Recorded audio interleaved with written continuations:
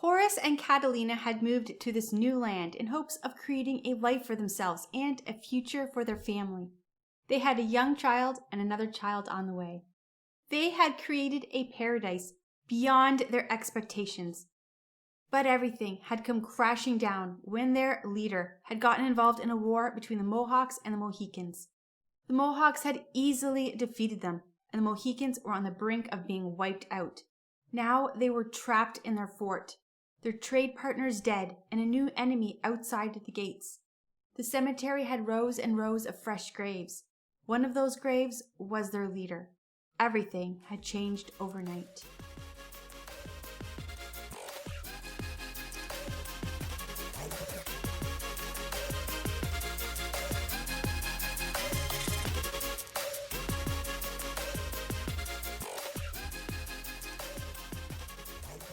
Welcome to the Church History Podcast.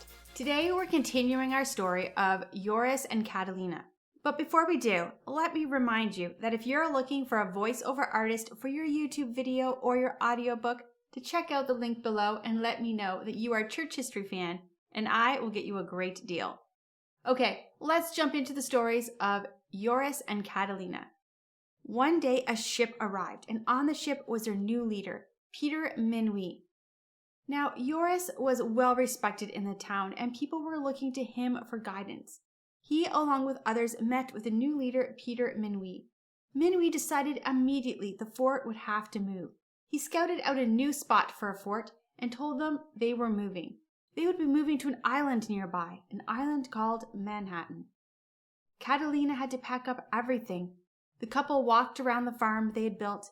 They would be starting again from scratch. Just 2 years ago, they had cleared this land, planted fields, built the home where their daughter had been born, and now they would leave it all. The summer of 1626, Minuit made a deal with a new tribe, the Wisscaskic tribe. They would share the island. Both the tribe and the Dutch would live together. They would protect each other if attacked, and the Dutch would buy their furs to trade. For the Wisscaskic tribe, it was a good deal.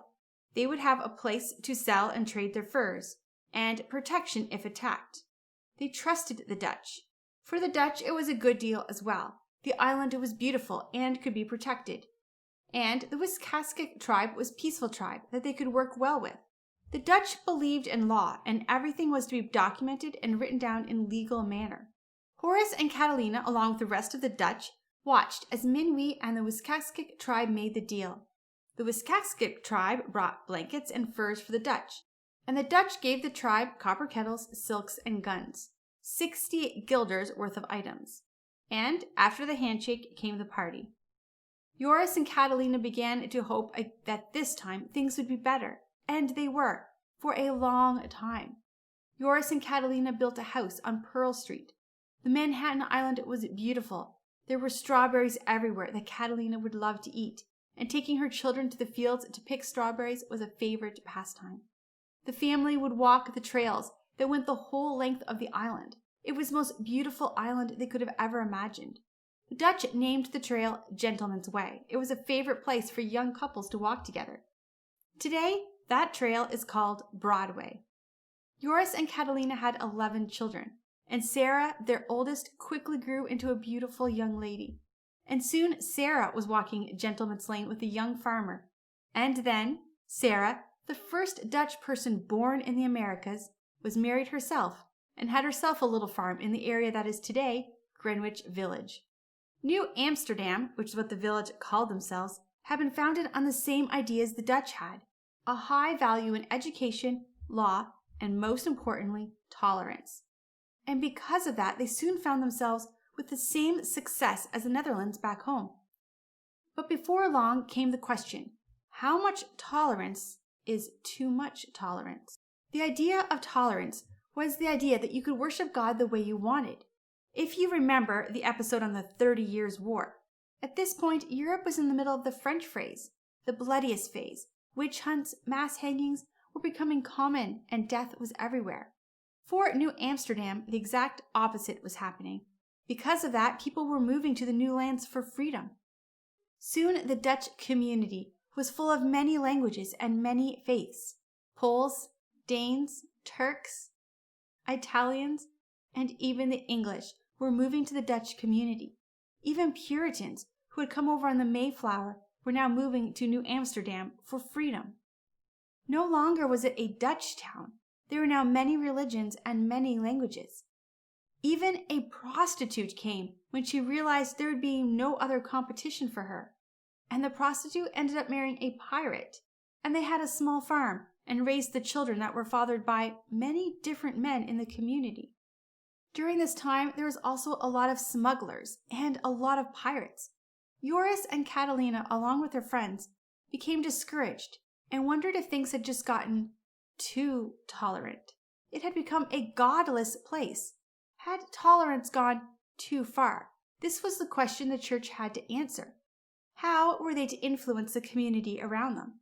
Should morality be forced legally, or should it be influenced by preaching and by hearts turning to Jesus? Then in 1640, the West India Company that was running the town agreed to open up trade to more companies, and that brought in more money. As the people became more wealthy, they became less concerned about the morality of the town. The West India Company sent in a new leader, a man named Will Keefe. He had one job: to find ways to lower the cost for the West India Company. We're going to get back to Will Keefe in just a few minutes. This wasn't the only question the church was asking. They were also asking about what role the church had in following government. There was an idea spreading that the New Amsterdams didn't need to have a government by a man sent by a trading company. Couldn't they just govern themselves? Joris was part of a group that believed they could govern themselves, but this was an extremely radical idea, and one the church was pushing back on. God raised up leaders, and a good Christian followed that leader. Joris and the men on Manhattan Island were not the only Dutch who had this idea. A young man sitting in a university class in the Netherlands was having the same argument with his classmates and teachers.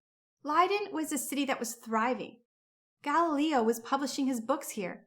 The botanical gardens were creating new types of tulips, and people loved to walk amongst the gardens and marvel at the beauty. Science was making new discoveries every day. In fact, one of the things you could do in Leiden was watch a live autopsy so that you could see what it's like inside of a body. People were curious about the world and wanted to know how things worked. Some historians will say it is because people stopped believing the Bible during this time period. This is simply not true. Instead, it was the freedom to read the Bible for themselves and the ability to have a personal relationship with God, not controlled by men, that brought about freedom. And with freedom always comes significant advancements. You can see this all throughout history. Galileo was one of the people who definitely clashed with the Catholic Church. However, he also argued with secular scientists and often used Christian teachings when placing his arguments. We're going to have an entire episode later on Galileo. But it's important to note that it was not an anti-God or an anti-Bible that brought about this golden age in Leiden, but rather the freedom to think for yourself and not be controlled by the leadership of the church. But what if that freedom went beyond the church? What if people were also not controlled by a monarchy? For one young man in university, this was his argument. Adriaen Van Der Donck was a young man studying law.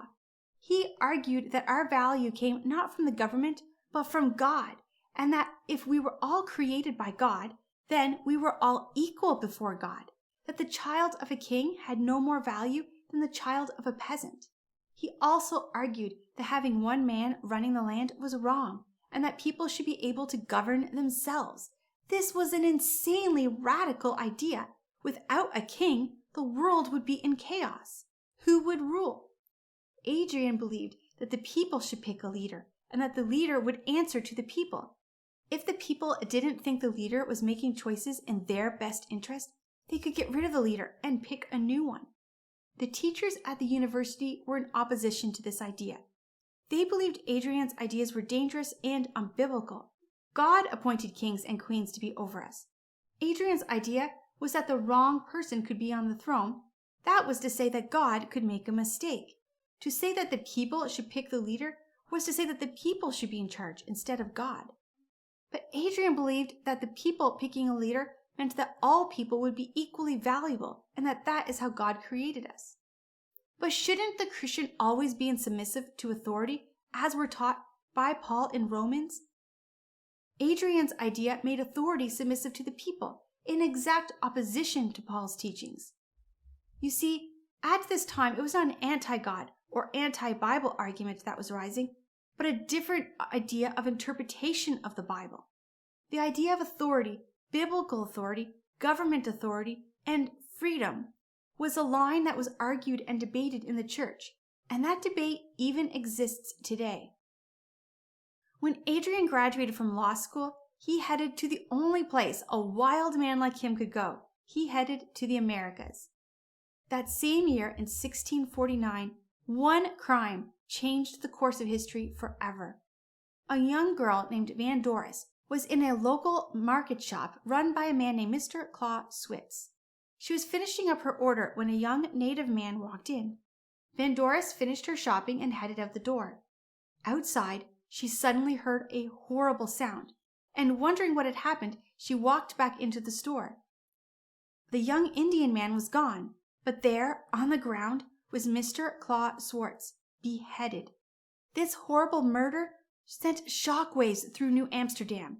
Will Keefe, remember we said we would return to him shortly, held a trial, and the young native boy was found guilty. However, he escaped before he could be punished. The townspeople were angry, and they wanted him found and killed. Will Keefe put out an order that not only would this young native boy be killed, but his whole village would be killed and burned to the ground to prove a point. The Dutch were not okay with this plan. Joris and the other man, who had formed a group of 12 that represented the Dutch, to Will Keefe, told him this was not okay. They were all voting against it. Will told them they had no say in it. He was the one in charge, and his vote was the only one that mattered. That night, Will sent soldiers to 2 different tribes, killing men, women, and children, even newborn babies. Homes were burned. It was a horrific, violent, deadly night. The Dutch were heartbroken as well. These were not strangers to them. These were friends. Some of the natives escaped, coming to the Dutch looking for help, thinking maybe another tribe must have attacked them. The Dutch helped them escape, but told them the truth. It was not another tribe. It was them, the Dutch. This was a turning point in history. Nothing would ever be the same again. Joris and Catinla had built a lovely home. Their children had grown and had homes of themselves. They had grandchildren now, but in one night, everything they had built, including the relationships with the natives, was destroyed. The native tribes met together and formed alliances. Tribes that had been bitter rivals were now united, and they had one enemy, the Dutch. Boats were attacked and Dutch were killed. Farmers were attacked and every member of the farm killed. And even small settlements outside of New Amsterdam were attacked and burned to the ground. And even homes in New Amsterdam were burned. Joris and Catinla's home was not burned, but friends who had come with them on that first boat many years ago did have their homes burned. The group of 12 made it clear. They blamed one man, Will Keefe. Now there was no one to trade with, and the trading company was losing even more money. So Will Keefe did what all politicians do when they need money. He created a new tax, beer tax. The citizens were so angry, but there was nothing they could do. There was one man in charge, and no matter how evil he was, they were the ones forced to live with the consequences of his actions.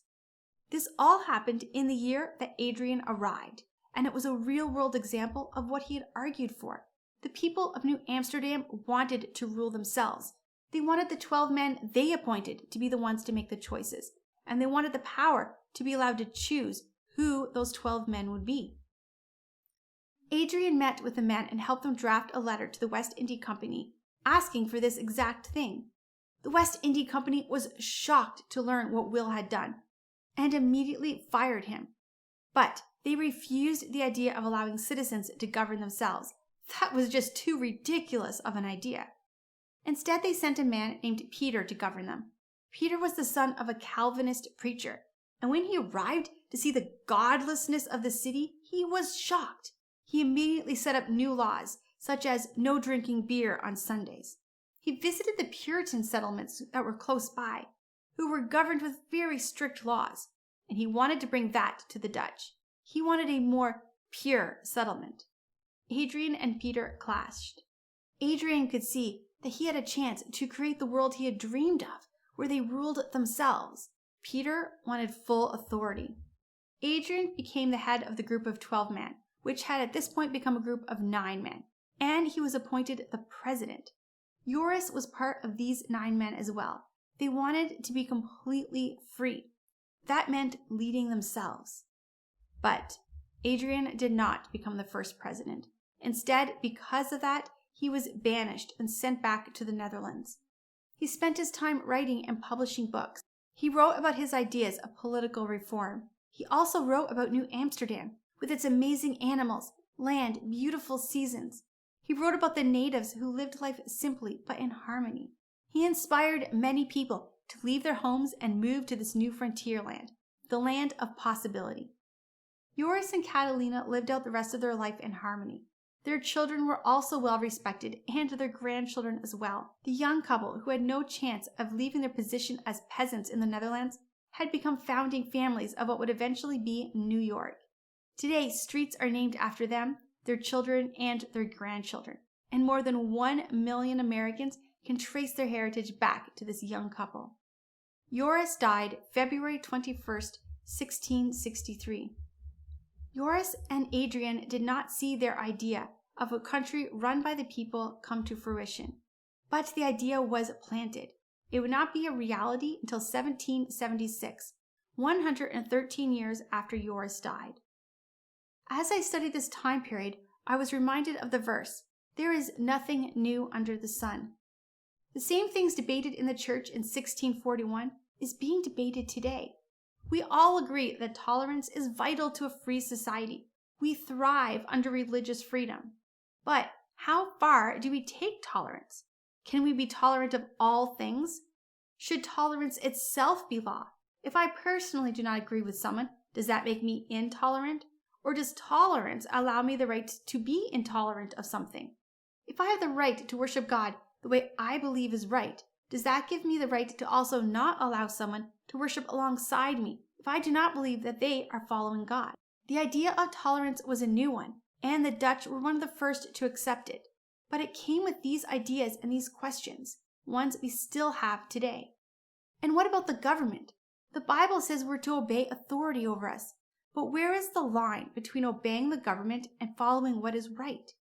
If we believe the government is making choices that are immoral or that will hurt our fellow citizens, do we then as Christians have the duty to oppose our government or to follow our government? Today, our governments are closing down businesses, driving people into poverty. Suicide and drug overdoses are on the rise. Do we oppose government lockdowns or do we submit to authority? The government has mandated for many of us that our churches close or open to only a limited number of people. Do we turn people away at the doors as the government has commanded, or do we open our church doors to all people? This is why we studied church history, because we are not the first people to have these questions. Others have wrestled with these ideas before. One of the groups of people who wrestled with these ideas at the same time as the Dutch were the Puritans and the Pilgrims. And next week we're going to look at the Puritans and Pilgrims, who were also in the Americas, wrestling these same ideas. But we're not done with the Dutch. Over the next couple of weeks, we're going to learn about scientists and artists from the Netherlands. And we are going to visit New Amsterdam again, this time as a young man arrives in New Amsterdam.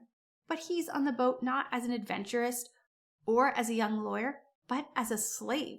What does New Amsterdam and the idea of tolerance look like if you're a slave? If you want to know more about the settlements of Manhattan, I recommend the podcast American History Tellers and the Dutch Manhattan series. Although this history podcast comes from a secular viewpoint, it goes into much more detail, and I found it very interesting. But you're not going to want to miss the next few episodes, as we're going to be looking into some really amazing stories. So make sure you subscribe, and I would love it if you left a review. In the meantime, for more podcasts, blogs, and videos, check out my website, lauraleesiemens.com.